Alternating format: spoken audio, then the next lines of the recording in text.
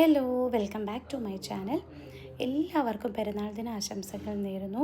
പെരുന്നാളായതുകൊണ്ട് തന്നെ ഞങ്ങൾ പെരുന്നാളിൻ്റെ ഇറച്ചിവെട്ട് കാണാനായിട്ട് ഇറങ്ങിയതാണ്. ആദ്യം നമ്മൾ ചായ കുടിച്ചിട്ട് പോകാമെന്ന് കരുതി ചുള്ളിമാനൂർ തന്നെയുള്ളൊരു ടീ ഷോപ്പിലാണ് ചായ കുടിക്കാനായിട്ട് പോയത്. നല്ല ചൂട് പഴംപൊരിയും ചായയും കുടിച്ചു. അതിനുശേഷം ഞങ്ങൾ പെട്രോൾ അടിച്ചിട്ട് അരിനാടോട്ട് പോകാമെന്ന് കരുതി ചുള്ളിമാനൂർ ജംഗ്ഷനിൽ കൂടെ ഇങ്ങനെ പാസ് ചെയ്ത് പോയിക്കൊണ്ടിരിക്കുകയാണ്. പെരുന്നാളായി കഴിഞ്ഞാൽ ഒരു സ്പെഷ്യൽ പൊറോട്ട എന്ന് പറഞ്ഞിട്ടൊരു സംഭവം, ഒരു സാധനം എല്ലാ പെരുന്നാളിനും ഇങ്ങനെ കാണാൻ കഴിയുന്നൊരു കാഴ്ചയാണ്. പക്ഷേ ഇത്തവണ എന്തായാലും അത് കാണാൻ സാധിച്ചില്ല, എങ്ങും ഉണ്ടായിരുന്നില്ല. സാധാരണ ജംഗ്ഷനിലൊക്കെ ഒരു ചെറിയ ടീ ഷോപ്പോ അല്ലെങ്കിൽ ചെറിയൊരു തട്ടുകട സെറ്റപ്പിൽ സ്പെഷ്യൽ പൊറോട്ട എന്നൊരു ബോർഡും അതും പൊറോട്ടയും ഉണ്ടാവും. ഇത്തവണ എന്തായാലും അതുണ്ടായിരുന്നില്ല. ഞങ്ങൾ പമ്പിൽ വന്നിട്ട് പെട്രോൾ അടിച്ചു.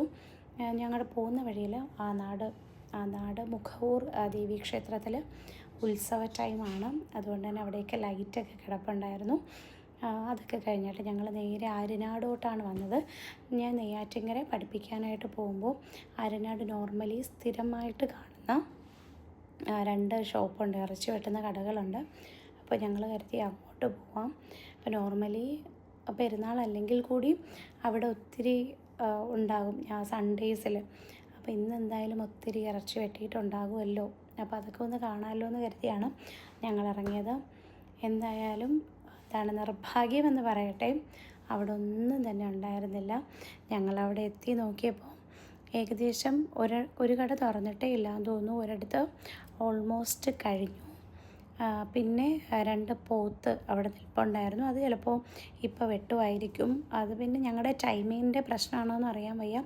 അതായത് ഞങ്ങൾ ഇങ്ങോട്ട് വരുന്ന വഴിയാണ് ചർച്ചിൽ നിന്ന്, അതായത് മദ്രസയിൽ നിന്നൊക്കെ വിളിച്ച് പറയുന്നുണ്ടായിരുന്നു നാളെയാണ് പെരുന്നാൾ, മാസപ്പിറവി കണ്ടു എന്നുള്ള കാര്യം.